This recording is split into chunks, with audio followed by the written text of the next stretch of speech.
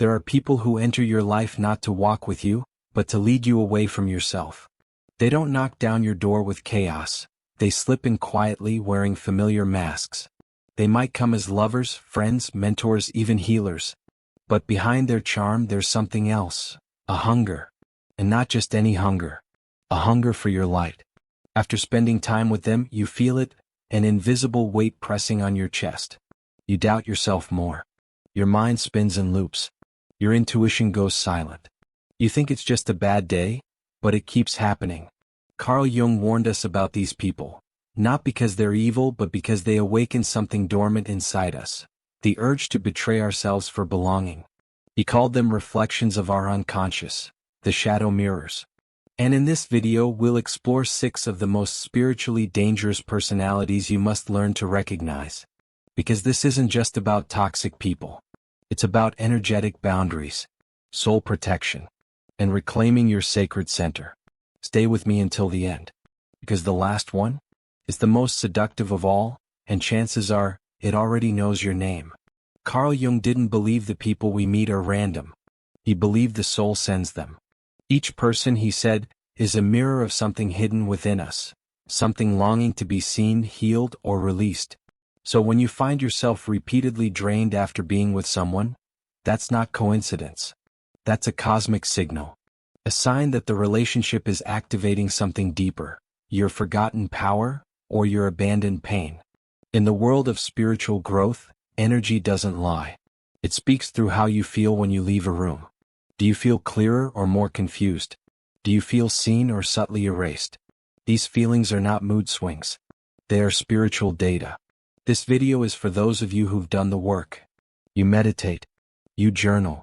You try to stay grounded. And yet something feels off. Certain people leave you spiraling, mentally, emotionally, energetically. You question if you're too sensitive. You wonder if it's just in your head. But here's the truth, it's not in your head. It's in your field. Some personalities don't just disturb your peace, they hijack your path. This is why recognizing these 6 soul-draining archetypes is essential. Because your healing deserves protection. Your peace is sacred. And your presence, your full, authentic presence, is your greatest power. By the end of this video you'll remember how to honor that power again. And more importantly, how to stop giving it away. You don't always realize you're being drained, until silence feels louder than connection. It starts subtly. A conversation that leaves you restless. A text message that triggers anxiety though the words seem harmless. A dinner that ends with you questioning your worth, even though no one raised their voice. These are not random emotional dips. They are energetic leaks. And your soul feels them before your mind can name them. You might find yourself over-explaining, apologizing for how you feel, walking on eggshells to keep the peace. Not because someone demanded it, but because their energy pulled you into a role. The fixer, the pleaser, the one who holds everything together. And by the time you get home, something inside feels off. Carl Jung would say this is your shadow speaking. The part of you that still believes love must be earned. That presence must be paid for with silence. That peace is only possible if you shrink just enough to avoid conflict. And this is how the drain happens. Not through cruelty, but through subtle exchanges where you sacrifice parts of yourself in exchange for connection. You'll know you're being drained if you feel exhausted after spending time with someone who never seems that bad. If your clarity fogs, your voice shakes, or your joy dims, pay attention. Your nervous system is responding to an energetic imbalance, even if your logical mind can't yet explain it. This is not just emotional fatigue. It's spiritual erosion. And the first step to reversing it is noticing it, naming it, honoring it. Because if your soul keeps whispering, something's not right, it means it's time to listen and choose yourself. Now let's dive deep into the heart of the matter. The 6 types of personalities Carl Jung's work helps us recognize, those who drain your soul not through overt hostility, but through subtle, persistent energetic patterns that erode your mental, emotional, and spiritual equilibrium. Understanding these archetypes is essential, especially for adults between 30 and 55 who are consciously seeking peace and authenticity in their relationships. These personalities don't just affect your mood, they chip away at your very essence, leaving you depleted, confused, and disconnected from your true self. Type 1. The silent saboteur. This type is masterful in disguise. Unlike obvious antagonists, the silent saboteur doesn't shout or confront directly. Instead, their disapproval or envy slips in beneath the surface, through a tone, a glance, a backhanded compliment. Imagine someone close to you who subtly undermines your success or joy, not with explicit criticism but with a silence that screams louder than words. They might appear supportive, even caring, but they leave you doubting your own worth or feeling like you're too much, or not enough. Jung's concept of the golden shadow fits perfectly here. People unconsciously projecting their own unacknowledged desires or insecurities onto you. The result? You start questioning your right to shine, and your energy begins to shrink around them, dimming your light to keep the peace. Type 2. The emotional black hole. This personality type is emotionally exhausting. They are trapped in cycles of crisis, victimhood, and drama, and no amount of your energy seems sufficient to fill their void. They rely on others to carry their pain, often unconsciously, and this dynamic becomes a drain on your emotional reserves. They are the wounded child archetype in Jungian terms. Someone stuck in a pattern of helplessness and dependency, continually recruiting others to hold their unresolved trauma. When you're with them, empathy turns into obligation, and you find yourself losing sight of your boundaries. The transformation here lies in learning to offer compassion without sacrificing your own well-being, recognizing that true healing requires willingness on both sides. Type 3. The charismatic manipulator. Charismatic and magnetic, these individuals often operate in spiritual or leadership roles, captivating others with their eloquence and apparent wisdom. They use spiritual language as a tool of influence, drawing you into dependency under the guise of empowerment. They may be coaches, healers, or mentors who subtly demand admiration and control, feeding their inflated egos. Jung warned about the dangers of ego inflation, especially when masked as spiritual authority. The danger here is the gradual erosion of your autonomy, as you start believing their version of your transformation, rather than trusting your inner guidance. Recognizing this archetype helps you reclaim your power and discern true support from covert control. Type 4. The chronic critic. Always ready with a critique disguised as honesty, the chronic critic chips away at your self-esteem and inner trust. Their feedback feels like a relentless judgment that causes you to filter your every move through their approval or disapproval. This behavior often stems from their own unresolved insecurities projected outward. Jung viewed the inner critic as a wounded fragment of the psyche that longs for healing, but when someone externalizes that pain onto you, it's not your responsibility to absorb it. This archetype drains your energy by infecting your internal dialogue with doubt and fear, slowing your growth and silencing your authentic voice. Learning to detach and refuse their projected criticism is a powerful step toward reclaiming your self-trust. Type 5. The mirror of chaos. This person's life is a constant storm, unpredictable, unstable, full of broken boundaries and repeated crises.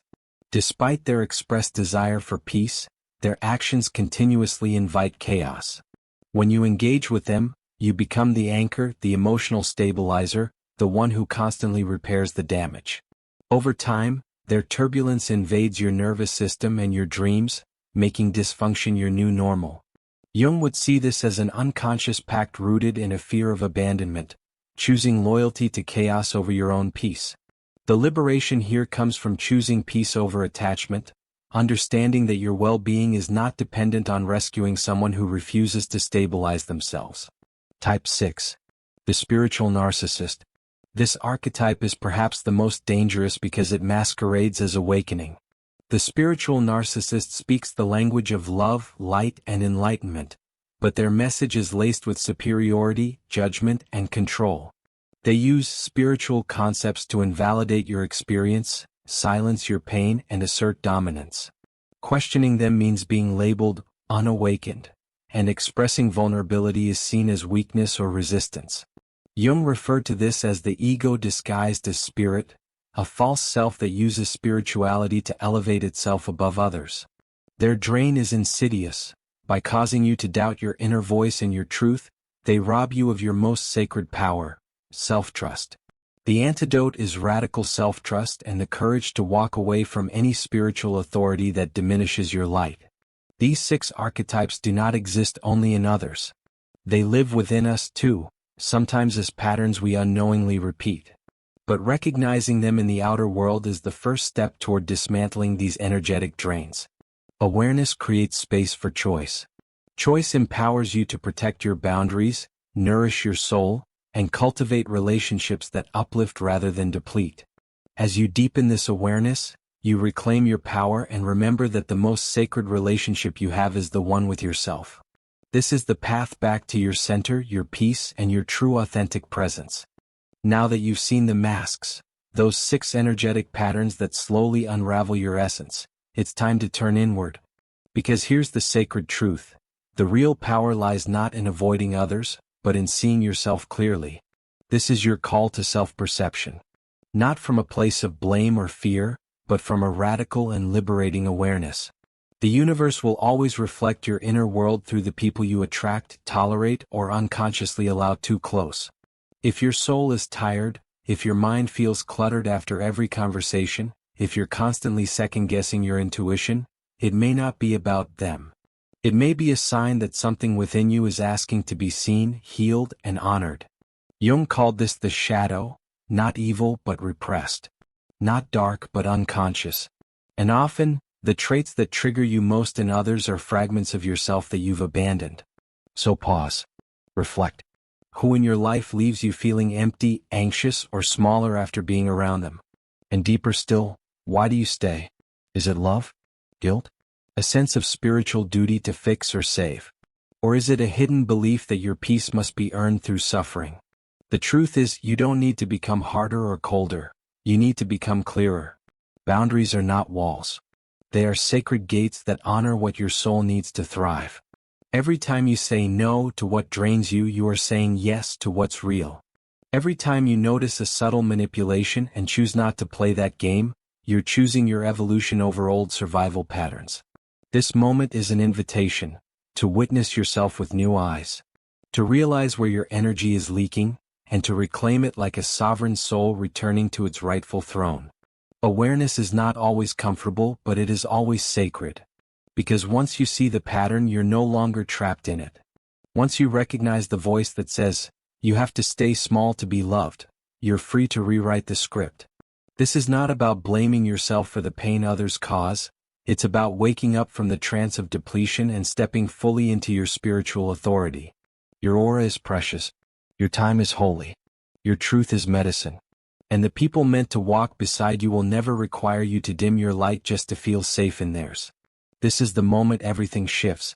The moment you stop asking, "Why do they drain me?" and begin asking, "What part of me allowed it for so long?"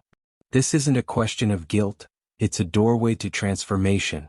Because the real path back to your power is not paved with resentment or revenge. It's paved with remembrance. Remembrance of who you were before you learned to shrink. Before you thought you had to earn love by abandoning your own needs. Before you mistook loyalty for self-betrayal. Carl Jung once said, "The privilege of a lifetime is to become who you truly are." And that becoming often begins in the rubble. After the energetic ties are cut, after the silence reveals who was never meant to stay, after you stand alone but free. Reclaiming your power is not about becoming someone new. It's about returning to what has always been sacred within you. It begins with boundaries that don't require explanation. With solitude that heals instead of isolates.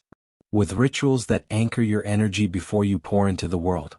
And most importantly, with choosing relationships that reciprocate, those who see your light not as a threat, but as a mirror of their own potential. This is the new paradigm, conscious connection.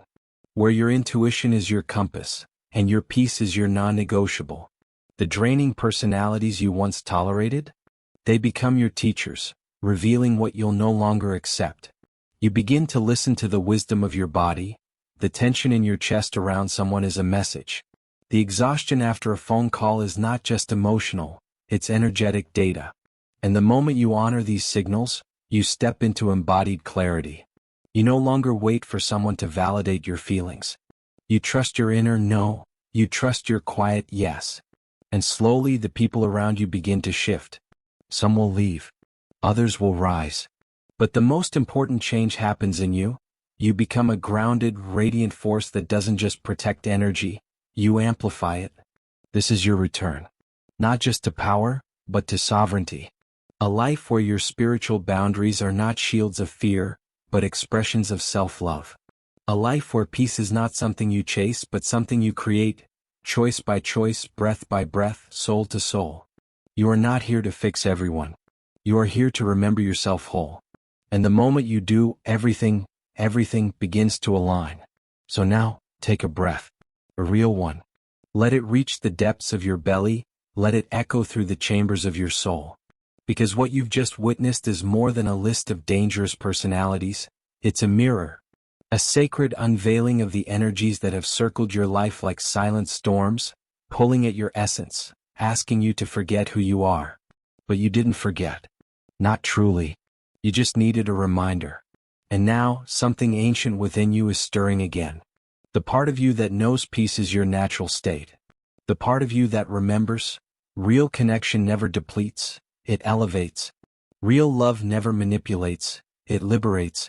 And real power? It's not loud, it's not forceful. It's quiet, steady, magnetic. It's the presence you carry when you finally stop explaining your worth and start embodying it. You are not here to be consumed. You are here to radiate. You are not here to heal others at the cost of your own clarity. You are here to become so aligned with your soul, so in tune with your energy, that anything not in resonance simply falls away. That's the gift of awareness. That's the power of inner alchemy. So before you move on with your day, I invite you to pause and ask, who in my life makes me forget who I am? And more importantly, who helps me remember? These are the questions that recalibrate your entire reality. These are the questions that begin your healing. If this message touched something deep inside you, don't keep it to yourself. Share this with someone who needs to wake up from the same energetic trance. And if you're ready to take the next step in your journey of clarity, sovereignty, and soul-powered living, you already know what to do. Your energy is sacred. Protect it, nourish it, and above all, honor it like the temple it is. Until next time, stay radiant, stay conscious, and stay rooted in your truth.